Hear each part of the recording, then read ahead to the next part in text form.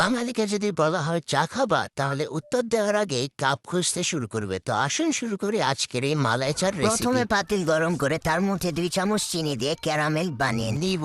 এরপরে ক্যারামেল গুলোতে দিয়ে দিব আগে থেকে জাল করা 1.5 কাপ দুধ। গুলো দেওয়া হয়ে গেলে এরপরে একটি চামচ দিয়ে ভালো মতো নাড়াচাড়া করে নেব। কি গ্রাম!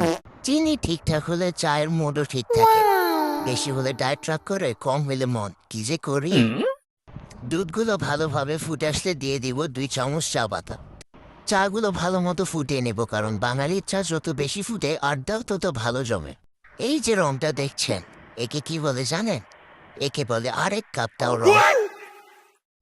এইবার চা ভালো মতো ছেঁকে কাপে ঢেলে নিলাম। এমন গ্রান হবে যে পাশের বাসার মানুষ এসে বলবে, আমার জন্য 1 কাপ হবে? পাল্লা রে, পড়িস না রে, আমার 2 ফুটা চা পড়ে গেল রে। বানানোর পর্ব শেষ, এবার আমি আরাম করে চা খাবো। আহা কি আনন্দ আকাশে বাতাসে। এবার আমি বসে বসে চা খাই, আপনারা আমার চ্যানেলটা সাবস্ক্রাইব করে দেন। আল্লাহ হাফেজ।